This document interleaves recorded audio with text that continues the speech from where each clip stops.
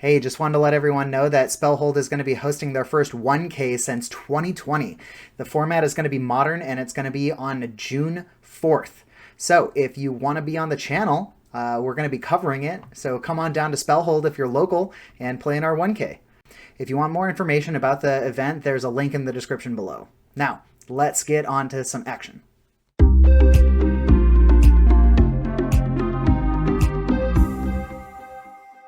Hello everyone and welcome back to another round of Tuesday Night Legacy where we showcase Magic's most powerful formats. My name is Eugene and I'll be your commentator for this round 2 from May 10th.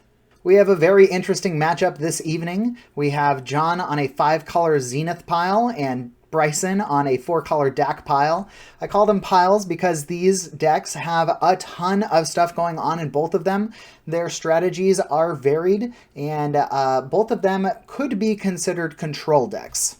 I say that because both of these decks do run a playset of Force of Will. John does also have 3 Force of Negation. Bryson doesn't have that, but because they are both playing blue, it's almost a given that they have to shove in those Force of Wills. So both of these decks are playing the controlled game, but John is more playing the mid-range game using Green Sun Zenith as a toolbox to kind of grab anything and everything that he's stuffed into this deck here. Things like Omnath, Uro, Leovold, and Grist can kind of change the tide of any given game to suit his needs. He also has Primeval Titan in here to give him an advantage for all of the different types of lands that he runs. Definitely trying to finish off the game at a mid-range, making sure that he has the advantage on the table with permanents in play, swinging to reduce life totals. Whereas Bryson, on the other hand, is still playing the Uro game, but he has different cards in his deck, like Dack Faden and Expressive Iteration, to kind of churn through the deck as much as possible, staying ahead of the opponent. And then if he can't win with the Uro or Murktide Regent plan, he has the backdoor combo win with the Witherbloom Apprentice Chain of Smog combo. So which of these grind fests is going to take it? Let's see. We have Bryson on the play here, just starting with a Tropical Island and passing. Not a ton to do in Bryson's deck besides maybe a Brainstorm at 1 mana. He has a ton of 2-mana spells like Expressive, Chain, Baleful Strix, Witherbloom. But he's only running 2 Lightning Bolt and 4 Brainstorm. So we might see a Brainstorm here at John's end step. John getting a basic forest, playing that abundant growth. This is kind of like a cantrip effect, allowing him to draw an extra card and have that land tap for any color. It also helps with the Yorion when it comes into play, and it can bounce any number of non-land permanents, which is going to draw him extra cards because he can bounce all of his abundant growths later in the game. We see Bryson just playing a bird and passing turn. Bird is great for early game, of course, and the bird I'm talking about is Baleful Strix, coming into play, being a Death Touch flyer, and getting to draw a card. So it replaces itself, and it also kind of stops anything trying to come at you that your opponent might be worried about. We see John casting that Life from the Loam, pulling back the Windswept Heath to his hand, and then casting an Uro. Or did he discard the Uro? He discarded the Uro. No way to play it on turn 2 in his current setup. Uro being a useful mid-range card in the graveyard once you have enough stuff out there. We see Dack Faden come down on Bryson's side. This, of course, drawing some cards, getting that Faithless Looting effect, and getting rid of 2 Punishing Fires to the grave. Another card that can be recurred from the graveyard. Both of these decks right now really showing off their interaction with the graveyards. We see Grist go to the yard on John's side off of that mill. Don't know if he's going to get him back. A Plains for John. Is that off of the Misty Rainforest? Maybe it was off of the Prismatic. We're seeing 3 mana for a Prismatic Ending.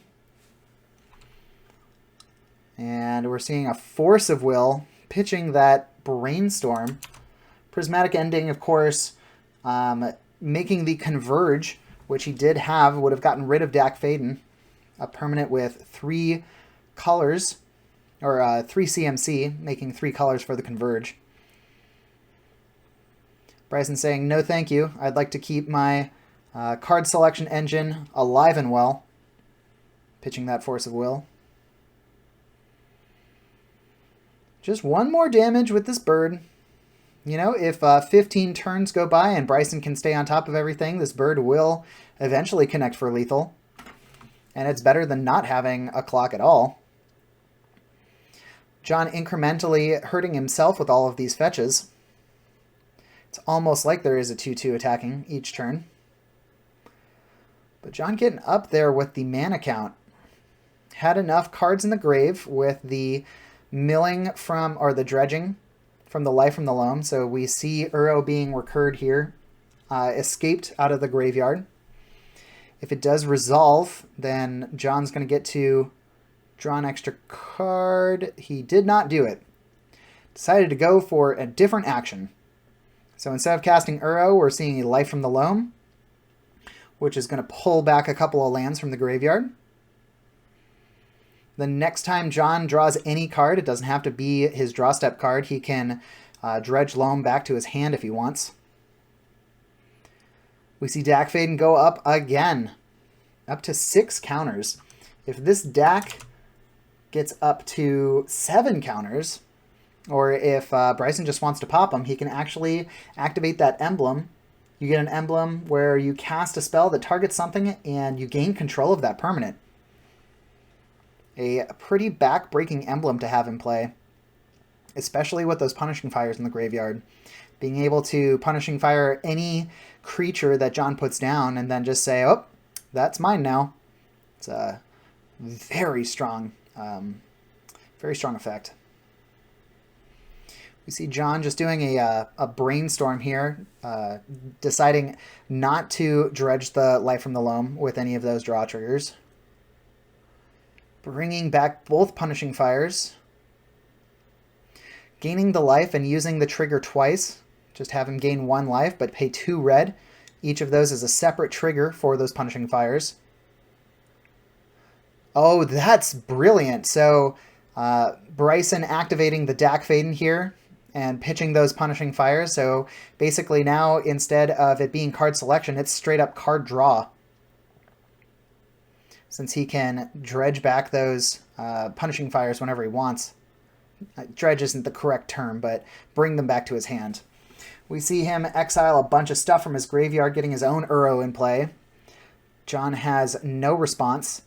So we get to see Uro explore, draw a card, gain some life, put a land into play. Now we have this 6/6. Now that's a very real threat. On top of the 1/1. 7 damage, that presents a 2-turn clock for John. We're seeing a Green Sun Zenith. Might get forced here. Seeing the Bayou off of the Misty Rainforest. And we're seeing his own Force of Will pitching Omnath, who is technically also a blue creature. He's every color except black, I think. Yep, every color but black. So Green Sun Zenith gets shuffled back into the library, and so that was a Green Sun Zenith for 5. We're seeing a Shifting Ceratops. Can't be countered, protection from blue, so it can block Uro all day. And it can gain reach, being able to block the Baleful Strix as well. But this Dack Fayden on 7. Got bad news for John. Yep, so Bryson has activated the Dack ability, bringing back the 2 Punishing Fires. As soon as it becomes targeted by one of these Punishing Fires, it becomes Bryson's, under Bryson's control. And John concedes to that effect. Here we are in game 2. A couple of fetch lands for everybody. Not too much to do the beginning of the game here. Underground Sea from Bryson, breaking the symmetry, and it's immediately going to be punished with Wasteland from John. We see a Volcanic Island come down. Wasteland being an extremely good card in this particular matchup, especially with the Life from the Loam. I believe that Bryson runs 0 basics. We can check the list real quick here. Yep, 0 basics. So Wasteland being especially good against Bryson's deck. We see a Bayou come down. So cracking all of the fetches on John's side. Getting Islands, Tropical Island Bayou. That's Grist mana. Could also be Leovold mana. It is in fact Leovold mana. This card having all sorts of relevant text. We're seeing a Brainstorm in response to the Leovold. Because Leovold says if you Brainstorm on my turn, you can draw one of those cards and then you'll put 2 back from your hand because you can't draw more than 1 card each turn. Leovold also especially annoying to get rid of, since when you target it, that triggered ability goes on the stack. With a removal spell, your opponent who controls Leovold gets to draw an extra card, which might be an answer to that removal spell that you are trying to kill him with. So, can sometimes be really sticky to the board. And with nothing else going on right now, I think that was an excellent choice from John. I'm not sure what else is in his hand. We're seeing a couple dual lands in play for Bryson. Got a couple of dual lands in his hand. Looks like he's got an expressive iteration there too. All right, so we see the Assassin's Trophy come down, destroying target permanent. Looks like that extra card draw did not find a Force of Will or a Force of Negation for John. So he only gets the extra card draw, and then he gets the basic from the Assassin's Trophy. A good catch-all, but it does give your opponent a little bit of ramp. Kind of used like a Path to Exile a little bit, but since it can hit any target permanent, it can be very, very good. See a Green Sun Zenith for 2? 3? Maybe for 3. Green Sun Zenith for... Did he have that much mana? 1, 2, 3, 4. Alright, well, we see the Shifting Ceratops come back out. I guess that was a Green Sun Zenith for 5. And we're seeing Expressive Iteration from Bryson. And it's going to catch another Assassin's Trophy. Oh yeah, 1, 2, 3, 4, 5. He just stacked up his mana so quick there, couldn't see it. And we're seeing a Force of Will fight. Tried to force that Assassin's Trophy, which caught a Force of Will right back at it, exiling that Murktide Regent from Bryson's hand. Seeing another basic come into play. All this ramping might be another Green Sun Zenith for some big boy out of John's deck. With these 2 Assassin's Trophies, that puts John 2 land drops ahead, actually 3 land drops ahead since he's on the play. So now John has 7 mana in play to Bryson's 4. We're seeing Yorion getting put into hand as the companion to the deck, being able to either just be a big 4/5 flyer, or it can flicker things that are in the battlefield that aren't lands. We're seeing a flashed-in Endurance from John, which is going to get rid of Bryson's graveyard, shuffle it back in onto the bottom of the deck. I wasn't 100% certain if he had an Uro in there or not, but keeping Bryson's graveyard size under control is a very good idea for John, since he has a lot of graveyard interactions. We see the Witherbloom come into play. It is going to get 1 trigger, since Bryson did cast the Brainstorm, but in response to the Brainstorm, there was a Swords to Plowshares from John, getting that Witherbloom out of there as soon as possible. John being very well aware of the combo that Witherbloom Apprentice has, does not want to risk it staying in play. Passing it right back, John tapping all kinds of mana here. We're going to see a Yorion come down just as a beater. Looks like he is not going to flicker the Endurance as he wants to attack with it instead. Getting rid of the extra 1 card out of the graveyard didn't seem super relevant. Maybe John could have waited until his second main phase to do that. Get absolute maximum value, but I don't think at the end of the day it really matters. We see an expressive iteration going off here for Bryson. 1 to hand, 1 to exile, 1 to bottom. And you can exile and play lands if you haven't done your land drop yet. Ooh, out of the sideboard we see a Toxic Deluge. Paying 5 life there to give everything -5/-5 until end of turn. Catching both of the beaters that John had set up for himself. A pretty good play. As this does get rid of protection creatures and anything like that. If he had a True Name Nemesis, would have caught that. Pretty good stuff. We see Uro coming out of hand. Does enter the battlefield, gains some life. Should go to the grave. Oh, the trigger was staying on the stack. And exiled in response with the Swords to Plowshares. Didn't have a chance to die, so it does not go to the grave. Seeing a Green Sun Zenith for 1. Maybe? Getting that Dryad Arbor. No, that doesn't seem right. Oh, you can just fetch up Dryad Arbor, that's right. As long as it's a forest card. Where is Dryad Arbor? There we go. So if you have a fetch that says go get a forest, you can grab Dryad Arbor. Kind of a fun way to get an extra land into play. Seeing 5 mana paid for the Force of Will, stopping that Kolaghan's Command, which would have set John back a little bit, discarding a card and killing his Dryad Arbor. We do see the Murktide Regent come in, exiling the whole yard, going to get 4 counters on him. 7/7 flyer for 2 mana. Ooh, a Pyroblast. Bryson not having an answer for that. Just destroy that blue permanent. Get him out of there. I don't care how big it is. These 1/1 beats with the Dryad Arbor. Ooh, no land drop there. Just passing it right back to John. Deciding to shuffle with this Ponder.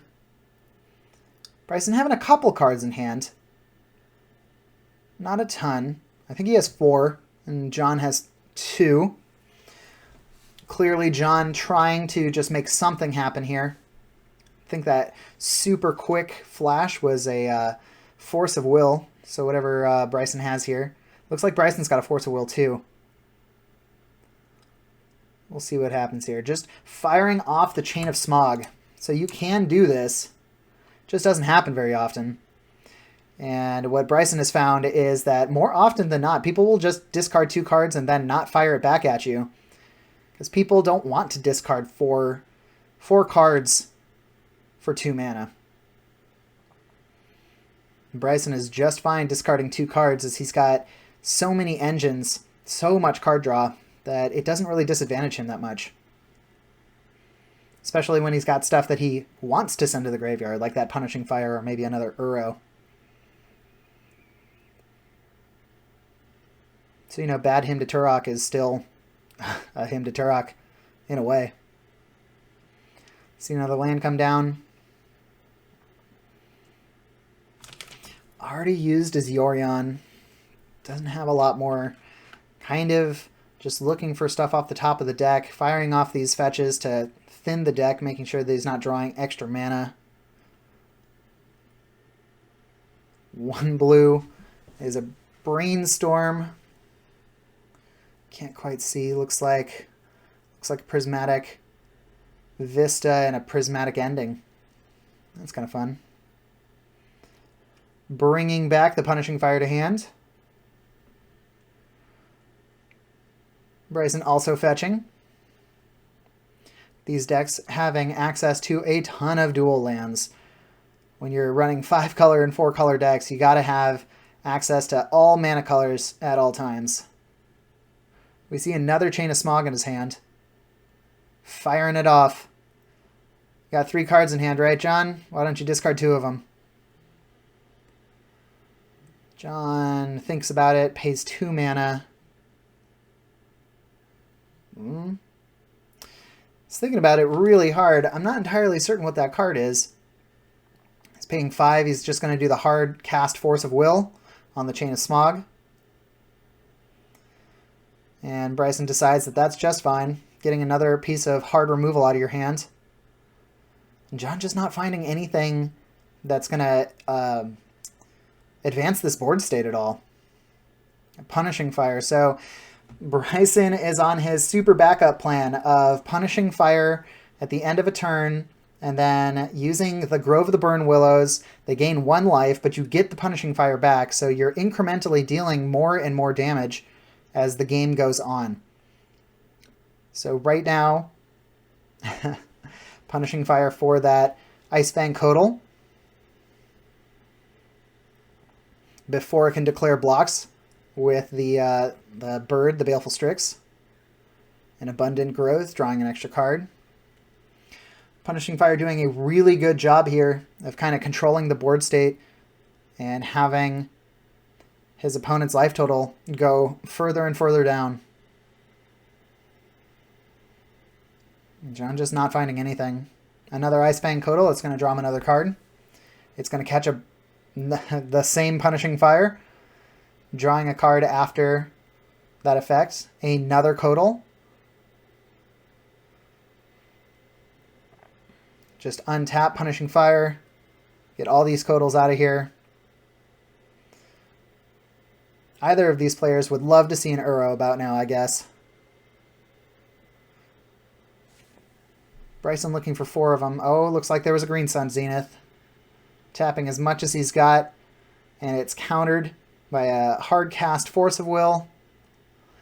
Passing it back. These players really grinding out this game. Bryson doing his best to try and close it out with his Baleful Strix and Punishing Fires. A Ponder from John, trying to find anything. Looks like he found a Brainstorm, an Abundant Growth, and a Boseiju. I don't know if Boseiju's going to dig him out of this hole right now. Boseiju, who endures, can destroy the Baleful Strix, but that doesn't seem like a great play, so he decides to shuffle it up. Found a Karakas. That can deal with Uro, but it can't deal with Witherbloom Apprentice. We see a Prismatic Ending, exiling the bird, and a Grist come down. Let's see if this Grist is going to stick around. It does indeed stick around. So, eventually creating a bunch of bugs. Milling off the top. Ooh, we're seeing a Punishing Fire. Yeah, Bryson doesn't really need to counter the Grist since he can just Punishing Fire it a couple times. And he will win that race since he can deal 4 damage in a turn.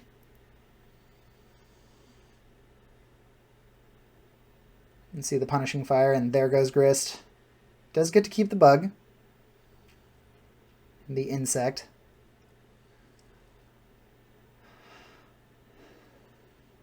We see another Abundant Growth, drawing an extra card. John just not really having anything, so he attacks. That purple die is representing turns. The players are out of the 50-minute clock. Seeing a third Chain of Smog, discarding 2 cards. Decides to actually fire it back. Bryson discards a land and a Punishing Fire. And John goes down to 0 cards. So now John is officially top decking. Each player has 3 turns that they can take. Basically, you pass it back and forth until you get to 5. Then the game is declared a draw, and whoever is up on wins for the match is declared the winner of the match. Bryson taking his... I think this is at the end of John's turn. So this is before turn 3. So this is turn 3. Bryson playing an Uro, getting to draw a card. Hoping to somehow close the game. Getting to draw 2 extra cards by casting Uro and then escaping Uro. Doesn't really care what's out of the grave anymore. Just looking for the Witherbloom combo. It's the only thing that's going to just close out this game no matter what, especially with John top decking the Carpet of Flowers, realizing that it's giving him effectively infinite mana. So for each island that Bryson controls, he gets X mana in his mana pool, which is way more than 6. Casting that Primeval Titan, getting the Field of the Dead and another land. Let's see here. Field of the Dead. Of course, making a ton of zombies. Already has way more than 7 land types, or lands with unique names. Using the Prismatic Vista to go and get another one. Seeing 3 zombies come down. John does have one more attack step here, so if he can get in 2, 4, 6, 7, I don't think it's going to be enough though, especially if Bryson holds back Uro. We're seeing expressive iteration from Bryson on his last turn. Dack Faden, casting Dack, digging ever so deeper. He is looking only for the Witherbloom Apprentice. Doesn't care. Found a bird. Oh, decided. Okay, there it is. Found an expressive iteration. 3 more cards down. Exiling Force of Will.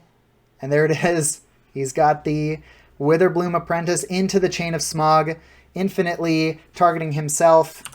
And that is going to do it. The player, John, loses life every time that Bryson decides to target himself, and so that deals more than 14 damage as he decides to do the trigger more than 14 times. So 4-color Dack closing things out on the very last possible turn that he could, getting the 2-0 and going on to round 3 undefeated. Thank you for joining us for that round. I hope you enjoyed it. Please consider liking this video and maybe subscribing to the channel if you haven't already to see more of this awesome content. Once again, the store is holding its first Modern 1K in over 2 years. If you're interested and local, please check it out in the description below. If you're thinking about building either of these decks, we do have the deck lists in the description below, so go ahead and check those out too. Big thank you to Spellhold Games for allowing us to record these videos. We wouldn't exist without you. Finally, I'm not entirely certain what the next video is going to be, but I can tell you the next Legacy video to be on the channel is going to be Black-White D&T versus a stock Modern Elementals list. We'll see you then.